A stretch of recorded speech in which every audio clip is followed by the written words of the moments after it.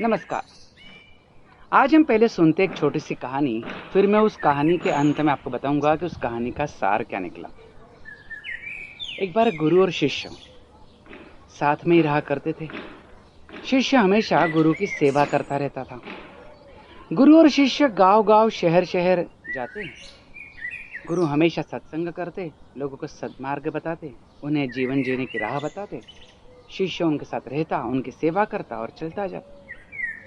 एक बार किसी गांव में 2 दिन का सत्संग था और वहां पर रुकने के बाद उन्हें कहीं और दूसरे शहर जाना था।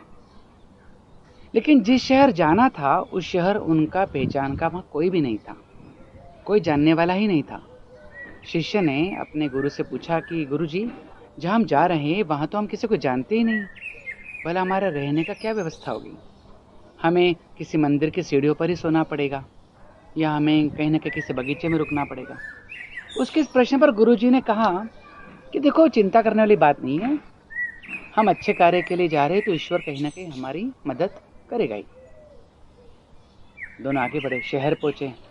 शहर में प्रवेश करा ही होगा तो रास्ते में एक होटल पड़ा और होटल का एक सजा सवरा मैनेजर सड़क पर मानो खड़ा ही था।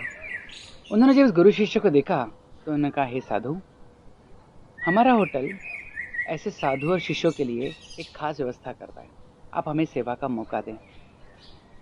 उस 5 स्टार होटल के मालिक ने गुरु और शिष्य दोनों को रहने के लिए कमरा दे दिया और ये भी कहा कि आप अच्छा भोजन करिए, इससे हमें ही पुण्य मिलेगा। अब शिष्य इस बात पर बड़ा अचंभित रह गया, मानो जैसे गुरु को पहले पता ही हो कि इस समस्या में तो कोई प्रॉब्लम नहीं होगी, कोई इसका मतलब प्रॉब्लम आएगी ही नहीं।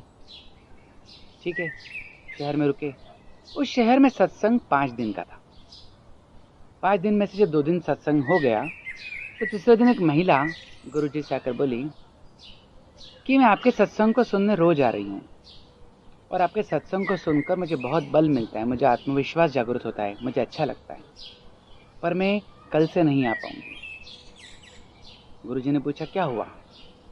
बोले, यहाँ पर जब मैं सत्संग अटेंड करने आती हूँ, वे सुनने आती हूँ, तो मेरे आसपास के लोग मोबाइल चला रहे होते, कुछ पैर पसार कर बैठे होते, कुछ जगह घेर के बैठे होते।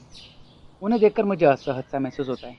मैं चाहकर भी आपकी बातों में ध्यान लगा नहीं पा रही हूँ, तो मैं अब कल से नहीं आऊँगी। गुरुजी ने फिर से कहा, ठीक है, मत आइए कल से, पर जाते जाते काम करते हुए जाइए मेरा। महिला ने कहा, क्या हुआ, क्या काम करना? उन्होंने उस महिला को एक ग्लास दिया और कहा कि इस ग्लास में पूरा ऊपर तक पानी भर लो, ठीक है, ताकि और उसमें पानी आने की जगह न बचे। और पास ही एक मंदिर था और कहा, इस मंदिर के गोल 5 चक्कर लगा के आओ, पर याद रहे उस ग्लास में से पानी की एक बूंद भी छलकनी नहीं चाहिए, तो ही मैं तुम्हें कहूँगा कि तुम कल से मत आना।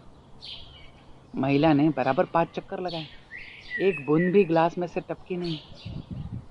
महिला ने कहा, देखो, मैंने तो काम कर दिखाया। अब गुरुजी ने पूछा कि जब तुम्हें मैंने ये आज्ञा दी, ऐसा करने को कहा, तो तुम्हारे मन में शंका नहीं हुई कि भला बिना पानी छलकाए मैं चक्कर कैसे लगाऊंगी? भले हाँ, बात तो थी मेरे मन में, पर मैं ठीक है, अब कोशिश करने में क्या जाता है। मेरा पूरा ध्यान उस ग्लास के पानी की तरफ ही था। गुरु की इन बात को सुनकर शिष्य के समझ में एक बात तो आ गई। शिष्य ने इत्तेफाक से कहा कि गुरुजी, मैं समझ गया, क्योंकि जब इस महिला का ध्यान पूरी तरह ग्लास पर ही था, उसके पानी पर ही था, तो इसको ये पता नहीं चला कि आसपास क्या हो रहा है, कोई आवाज़ आ रही है, नहीं आ रही है।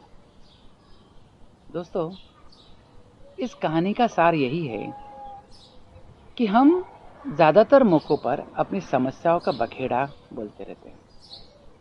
हम समस्याओं का होलाहल मनाते हैं। हम लोगों को अपनी समस्याओं के बारे में बढ़ा चढ़ा कर बताते हैं और उनसे हल की अपेक्षा करते हैं, और हमें हल तो नहीं मिलता है, पर हमें केवल सहानुभूति मिलती है कि कोई बात नहीं, ठीक हो जाएगा। वास्तविकता कहीं और ही है। आपकी समस्या केवल आपकी है। अब इस समस्या के हल को ढूंढने के लिए आपके पास 2 ही रास्ते हैं। पहला, एक तो पॉजिटिव एटीट्यूड रखिए, है ना? दूसरा, प्रयासरत रहिए, क्योंकि समस्या आपकी है, हल आपको ही ढूंढना है। अगर आप समस्या से पीड़ित है और आप ही उसका हल ढूंढना नहीं चाहते, आप अवसाद से पीड़ित है, तो मनुष्य छोड़िए, ईश्वर भी आपकी मदद नहीं कर सकता। कृष्ण भगवान ने भी बहुत अच्छी बात कही है, हर समस्या का हल होगा आज नहीं तो कल होगा। हर समस्या का हल होगा, आज नहीं तो कल होगा। कर तू बस कड़ी मेहनत, कर तू बस कड़ी मेहनत, तेरा हर प्रयास सफल होगा। इसलिए समस्याओं से जूझना सीखिए। समस्याओं से डर कर भागना या अपने मित्रों को, अपने रिश्तेदारों को अपनी समस्या को बताकर उनसे सहानुभूति हासिल करना आप छोड़ दीजिए। क्योंकि समस्या केवल मनुष्य की नहीं है, समस्या हर जानवर की है, हर प्राणी की है। पक्षियों को ये डर है कि बड़ा पक्षी खा जाए, जानवरों को ये डर है कि कोई मनुष्य ना उसे मार दे, है ना? तो अगर मनुष्य है तो आपके पास बुद्धि है, और इस बुद्धि का पूर्ण उपयोग करके समस्याओं से निदान पाने का भरपूर प्रयास कीजिए।